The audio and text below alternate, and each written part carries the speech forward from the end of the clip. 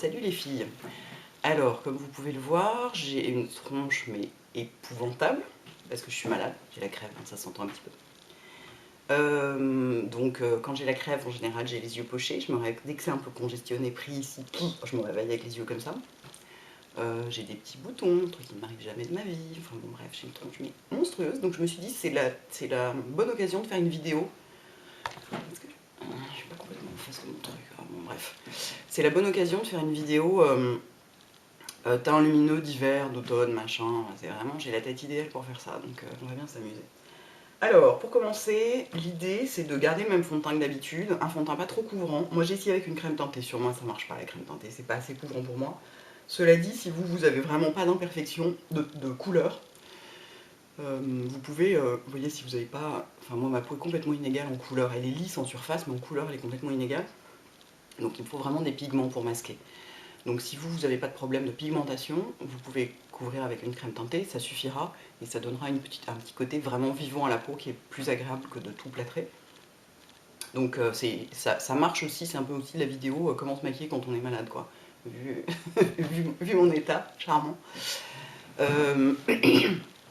Et donc la tentation dans ce cas là c'est de se dire je vais en mettre plein pour couvrir vachement et cacher vachement, et en fait non, justement faut y aller super light et au contraire, enfin bref. J'ai essayé aussi de mettre de la crème teintée illuminante, enluminatrice de Laura Mercier sous du fond de teint, c'était trop épais, ça n'allait pas. En fait, le plus joli, j'ai fait plein de tentatives, ça fait 3 jours que je fais des essais de teint lumineux d'hiver. Je trouve que le plus sympa à mettre sous le fond de teint pour donner un peu de lumière, c'est la Strobe de MAC. Donc la Strobe Cream, pour celles qui ne connaissent pas, ils appellent ça hydratant lumineux, effectivement c'est assez ça. Je crois qu'il y a des trucs bons pour la peau dedans, genre, qu'est-ce qu'ils mettent? Hydratant lumineux, crème énergisante. Bon voilà, a priori si vous mettez ça, ça fait comme une base de maquillage qui en plus est bonne pour la peau. Et alors il y a une lotion et une crème, comme toujours je préfère la crème hein, parce que j'aime toujours les produits très... Et vous voyez, je vais en mettre sur ma main pour que vous voyez ce que ça fait. Ça se voit pas énormément, mais non ça ne se voit pas du tout, c'est formidable. Bon écoutez, croyez-moi sur parole, ça a un petit effet... vous allez voir quand je vais mettre sur mon visage. En plus elles sont bonnes. Regardez, vous voyez, il y a des nacres dedans, enfin je sais pas si c'est des nacres, enfin en tout cas regardez, ça brille, il y a une brillance froide, bleutée, vous voyez. Et moi, ça me va bien une brillance froide. Si vous avez la peau qui supporte d'avoir des tons chauds posés dessus, sans que ça vous donne l'air jaune, et encore plus malade, parce que l'air jaune ça donne l'air encore plus malade, allez-y pour un truc avec une base plus dorée. Mais moi franchement, les bases dorées en ce moment, c'est juste effroyable quoi. Ça me plombe le teint, c'est très très moche. Et donc si globalement les couleurs froides vous vont mieux, pour cause de saison, de sale tête comme moi, de ce que vous voulez, ben, essayez plutôt de pas mettre une base trop dorée. Voilà, donc on en met partout. Vous pouvez faire ça au pinceau si vous voulez, je trouve qu'à la main ça marche bien. Très agréable cette crème. Il y a une crème chez MAC qu'il faut absolument que j'essaye, qui est une crème très confortable visiblement.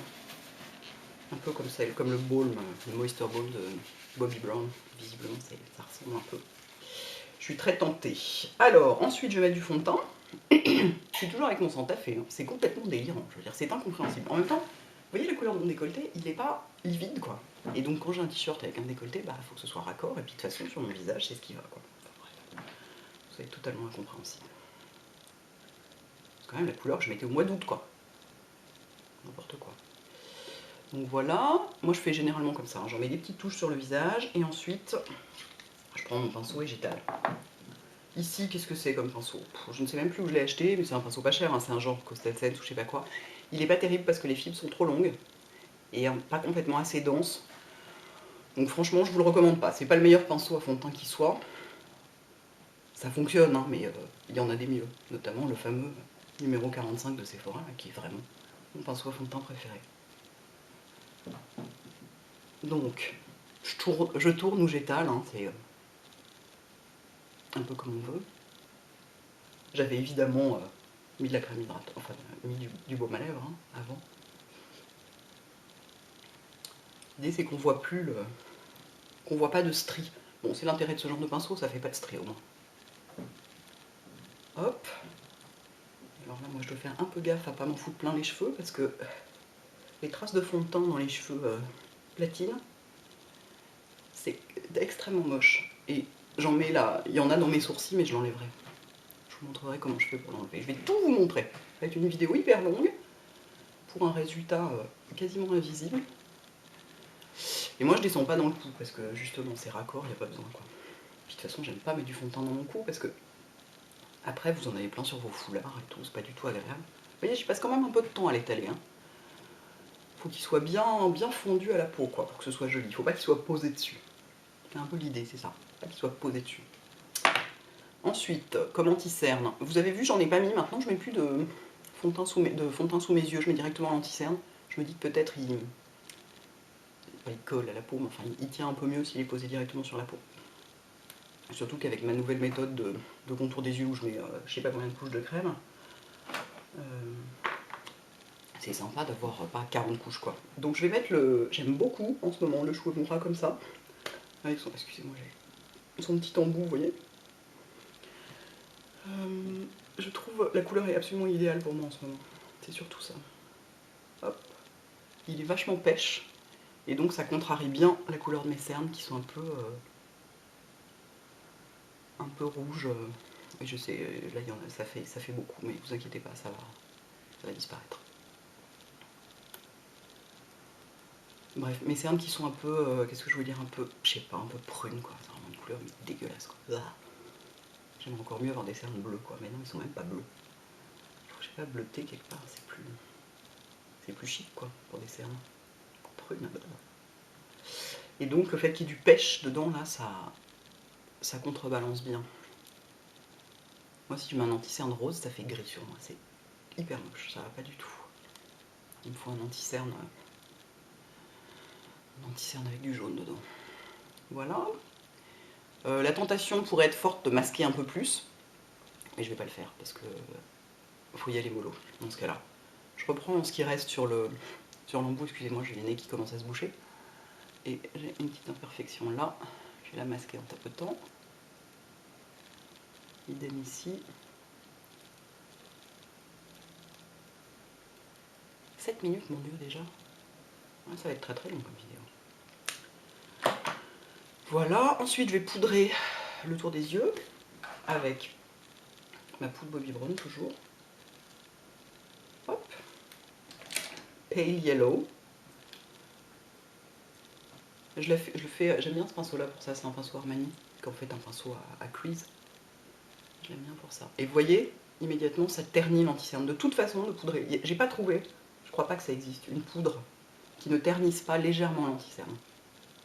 Donc il faut se faire une raison et trouver celle qui ternit le moins.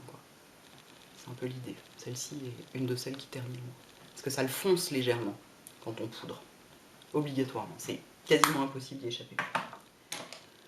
Je vais refaire ici, si on veut être vraiment, faire les choses bien, faire une micro-correction avec ce pinceau-là, il est génial pour ça, c'est un pinceau Laura Mercier, un tout petit pinceau à anti-cerne, et un anti-cerne MAC, ça c'est le NC25.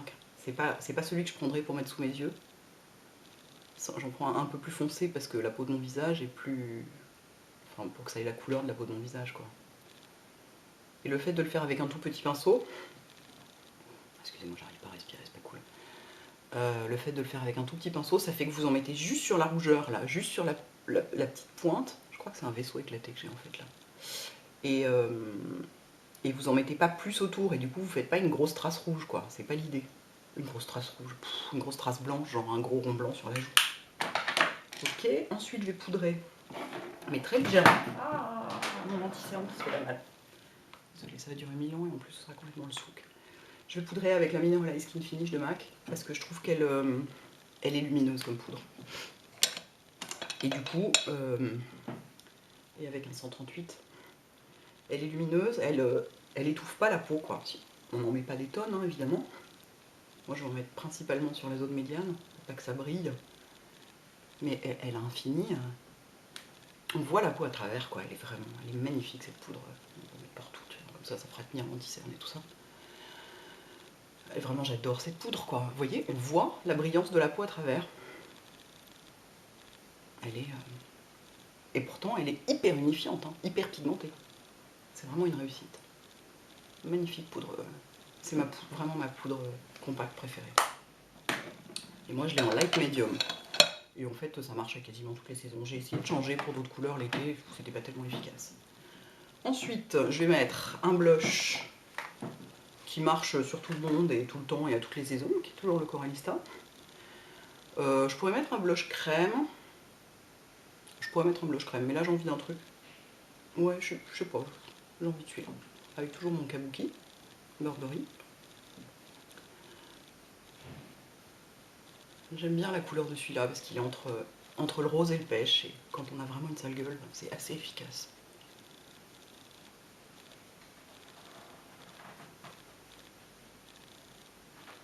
Voilà. Là tout de suite, j'ai l'air un peu plus vivante. Je vais mettre un peu d'enlumineur. Ah, il y a un poil qui me gratte. Je vais mettre un peu d'enlumineur sur le haut des joues, mais légèrement. Et du coup, pour en avoir un léger, je vais prendre celui-là de Make Up Forever, le Up Light, parce que la texture est très fine, très peu. Enfin, c'est pas du tout, ça laisse aucune matière. Je me souviens plus du nom, mais je vous le retrouverai. J'en mets un petit peu sur le dos de ma main. Il faut appuyer doucement, sinon vous en avez 3 tonnes qui sortent. Et ensuite, je tapote comme ça sur mon doigt.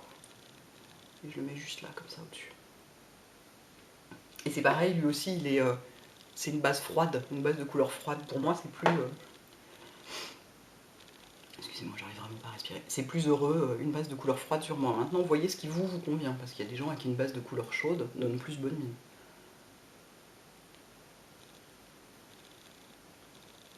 Voilà, sans en mettre des tonnes, mais j'aime bien parce il se voit à peine, quoi. On peut aussi le poser avec un pinceau si on a envie, hein.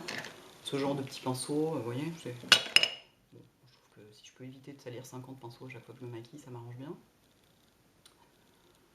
Donc, et je vais en mettre un tout petit peu là, sans monter trop haut, parce que l'idée de la tache de lumière ici, je trouve pas ça très, très cool. Et sans descendre trop bas non plus, pour pas avoir le bout du nez qui brille, hein, comme d'habitude. Voilà, et je vais m'arrêter là. Donc vous voyez, j'en ai mis un tout petit peu, et pourtant il m'en reste plein sur la main. Donc c'est difficile de ne pas en gâcher, quoi. Ça c'est le conditionnement qui veut ça, mais sinon, c'est un super produit. Est-ce qu'on a fini? Non, je vais me brosser les sourcils avec ça, pour enlever le fond de teint qu'il y aurait dedans. Et ensuite, on va être bon, quoi. Je pense.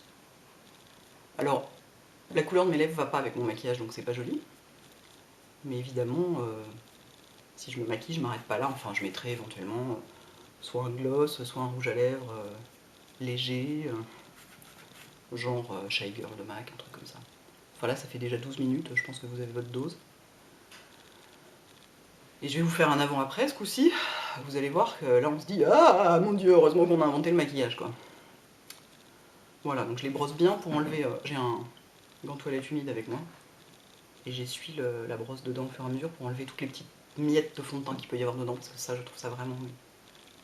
Les miettes de fond de teint dans les sourcils, je trouve ça vraiment... épouvantable.